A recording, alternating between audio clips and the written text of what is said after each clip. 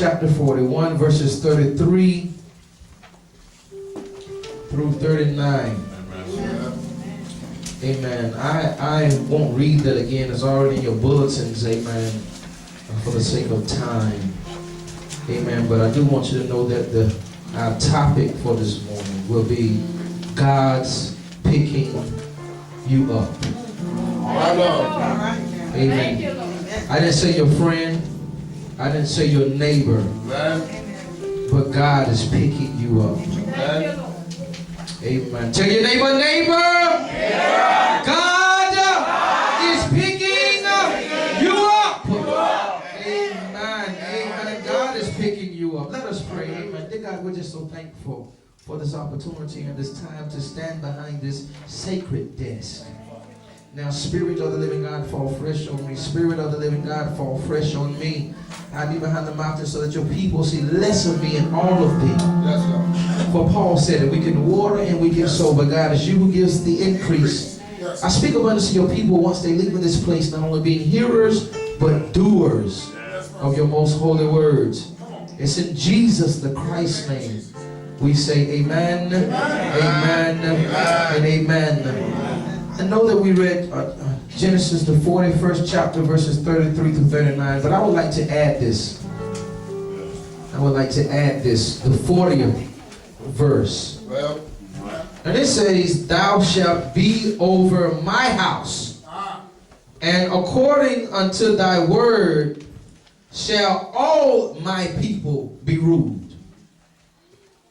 Only in the throne will I be greater than you. All right. Talking about this individual Joseph. Yeah. Well, he's going to become a ruler. Yes. And there's only going to be one person over him. Amen. In our teaching on this morning, I think it is imperative to gain some practical, meaning useful understanding about two people who are important in this text. The first person I would like to discuss is the Pharaoh. In giving you a brief synopsis on the Pharaoh, I'll simply tell you that Pharaoh was the Hebrew word for the title held by the king of Egypt. So the Pharaoh wore the title, amen, king. In other words, he was the head honcho. Yes, sir. Amen. The young people might well say he was the big dog. He was the leader in town. Amen. I thought I'd get some smiles by the young people. Amen. Amen. There's a similitude. If we had to liken him to someone, amen, we're going to shout a little bit, but you know, Pastor's going to just teach for a moment. Amen. Amen. If we could liken him to someone, we would liken him to the president. Does anybody know Barack Obama? Amen. Amen. Amen. Brother Barack Obama. He is, amen, the president of the United States, and he is our leader. He is our overseer. Amen. He's the one, amen, that has rulership in his hand. And I see some Barack Obamas in this place. Some Barack Obamas on their job. Amen. They said it wasn't so, but we're speaking this spiritually. I see some Barack Obamas in this church. I see leadership being birthed in this place. So, Barack Obama, the president of the United States, amen, allow me to set this stage, amen. Yes, sir. And Pharaoh the king, amen, had authority. But listen, there are also some dichotomies, meaning there are some opposites when it comes to these two. For we look at our president as a physical leader. Well, but the Egyptians looked at the Pharaoh as a god. Now, this is problematic to me because if I can claim your attention to Genesis, the 41st chapter, something is worth to see. If Pharaoh is God, now I'm doing this because if you're God, you should be all-knowing. That's inclusive of what we're talking about with omniscience, meaning all-knowing. If Pharaoh's supposed to be like a God, because we know our God, Jehovah Jireh, is our provider, and he's all-knowing. I can prove this because I can call Brother Jeremiah to testify for me. Jeremiah will tell you in the first chapter, verse 5, he says, before I formed you in the womb, I knew you. Amen. Before you were born, I set you apart. I appointed you as a prophet to the nations. Amen. So God is telling the prophet that I am the Alpha and the Omega. I know your beginning and your end. He's proving that he is all-knowing.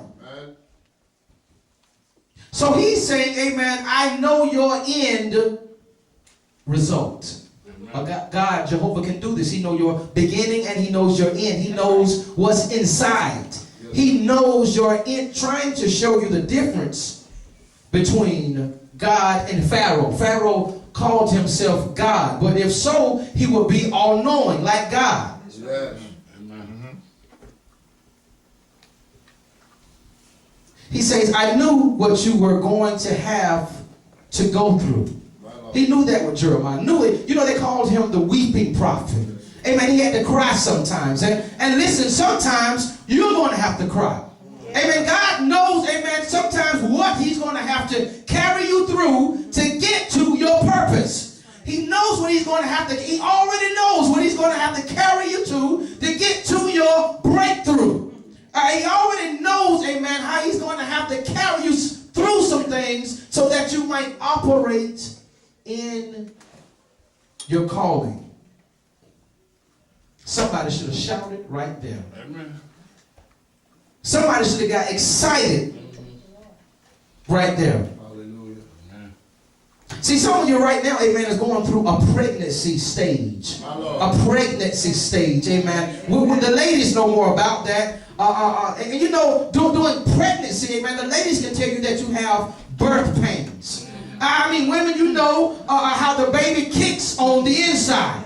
So sometimes it's hard to sleep at night. I remember it was hard for my wife sometimes to sleep at night. You go through some of the worst experiences in the world. Remember late one night, amen, my wife will mind me telling you this, amen, she woke up and she was regurgitating, amen, so trying to say that nicely, amen, some things were coming up, amen. I mean, I felt bad for her, but I rolled over, amen, and kind of act like I didn't hear her, amen, but she was going through some things that had to do with birth. I mean, it was a rough situation, amen. She would walk at night, amen, and you know, it could be 20 degrees outside. And she would say, Pastor, I need some ice cream. And I'm putting on my pants, amen, to get some ice cream. And when I would get to the store, she might change that thing and say, I need some hot chocolate. Amen. I'm not going to tell you what the pastor said. I'm not going to tell you what the reverend said. But she was going through some birth pains. Sometimes I felt bad for her, amen. I would feel her stomach, amen. The baby was kicking on the inside. It was rough for her. She was going through some bad experiences. But listen, and then all of a sudden the day of birth came, amen. Yeah. And boy, when you're pushing, it seems like, amen, pain is coming. It's so hard that you can't hardly bear it. I heard somebody say it's the closest time to death you will ever experience. But then, somebody say, but then, can I get a but then in the house? Tell your neighbor, but then, the baby comes. And when the baby comes, joy comes. When the baby comes, peace comes. When the baby comes, happiness comes.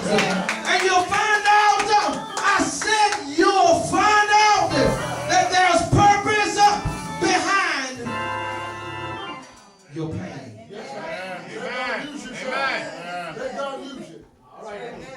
There's purpose behind the pain. Amen. I could go through a whole other sermon right there. Amen. Well, you know, Pastor, I don't feel like, amen, that I'm called to operate in this particular position because I'm not worthy. You know, I've had some experiences in the past. I know they're going to talk about me. I know they're going to scandalize my name. I've slept